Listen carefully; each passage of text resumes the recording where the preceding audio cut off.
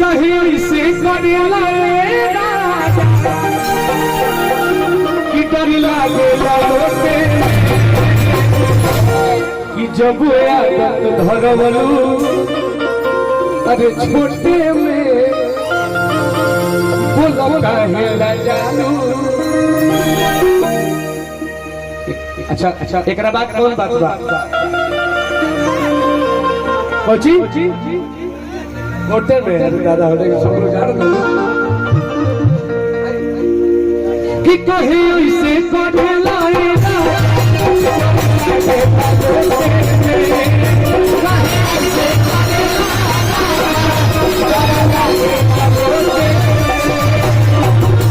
दादरा लेबे के घंटा दादरा कि कहीं से पढ़े लाए राजा कि कल लागेला लोटे में। देखिए हमारे छोट भाई के क्षेत्र के बहुत ही बेहतरीन कलाकार अष्टजाम के नंबर 1 टीम बावे हमरे गठन कइल ह राकेश रसीला यादव जी हमारे भाई आई बड़े भाई के देखिए कलाकार के तरफ से कलाकार के पुरस्कार मिलना तो अच्छा लगेला। ये लोग हम देखिए हमारा इतना भाई लोग बात में हमारे शिष्य लोग बा ये लोग हमारे घर न्योता को दी तो हमारे कोनो न्योता रही के जरूरत नहीं हमारे भाई पूरा प्यार कर ले सब हां हां कि कहे से करेला ये राजा कि डर लागेला लोटे कि जब आदत धरवलू छोटे में जब आया कि जब आदत धरवलू छोटे में बोला काहे भेड़ालू बबली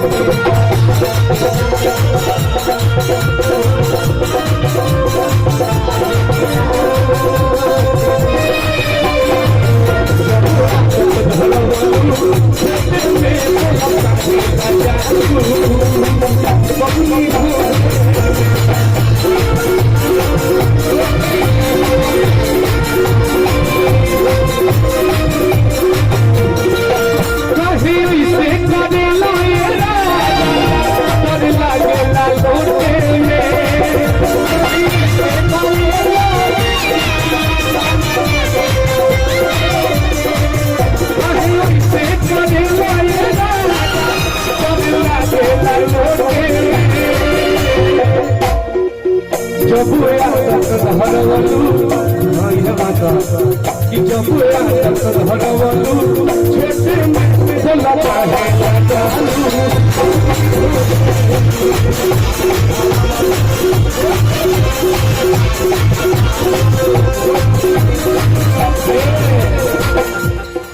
बात रख कर हमर वालों के तले यही में ई गाना चलत रहे तले गौरी हमर गाना आ गए कि हम हई तोहर दीवानी बात बुझाए राजा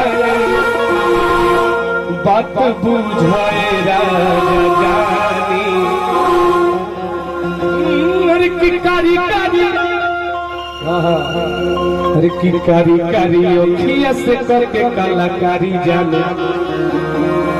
अरे तू काहे खातिर मारो तारू हमरो ये प्यारी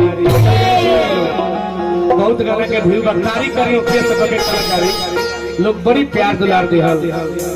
ओकरा बाद तुरंत बाद एगो ऐसा विवादित गाना आई कि अपना क्षेत्र के हमरा बुझाता कि 20-25 गो मुखिया जी हमरा पर केस कर दे है गांव में पंचायत में एगो एथी आई रहल है ए भैया कम साउंड पे चल रहे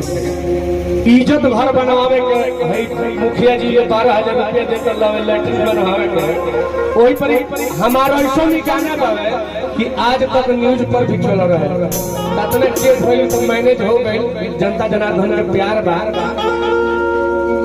देवर भौजाई के बात रहे गो मुखड़ा घोषणा देता नहीं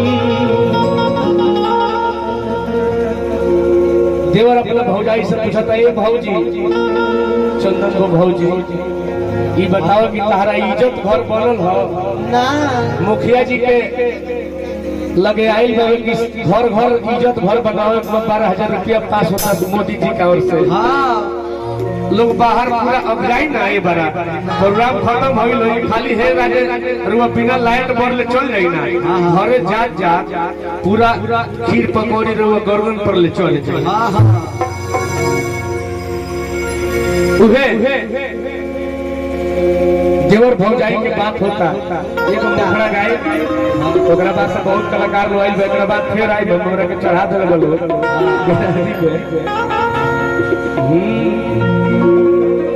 अरे कि तहरा जो मिल मिलल गिरल की ना भौजी ए भौजी ये बताओ कि तहरा जमीन में नल गिरल बा कि अभियो तू बाहर फ्रेश होता बाहर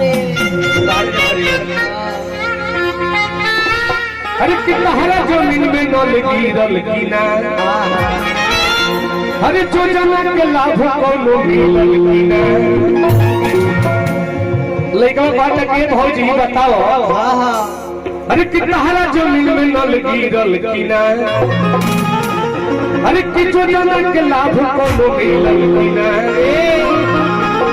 तारा कोनो लाभ मिलल बा कि ना योजना के अभियो तू बाहर दौड़ तरी आओ तब जाता रे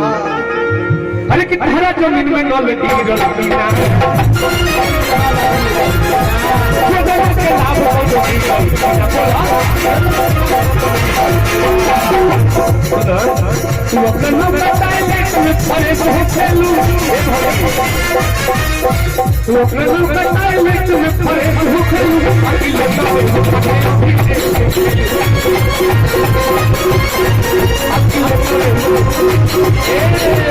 कहत है कि बताओ तू अपना नाव का टॉयलेट में फ्रेश हो गेलू के अभियो लोटना उठा के रेस हो गेलू वो भौजैया कहत दिया अरे कि फार्म को ठीके भरले रही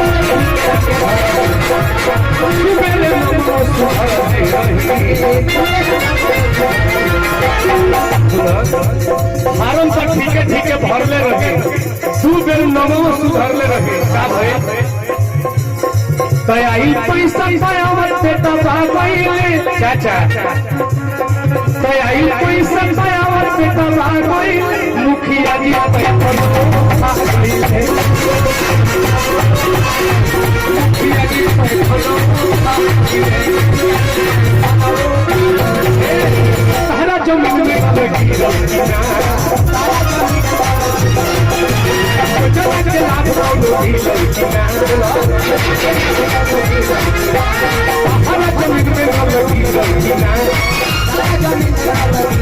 अच्छा ये बताई कि रउआ जमीन में नल गिरल बा अबे ना देखे गिरल अभी रउआ अभी मोदी के जी के योजना में नहीं थी।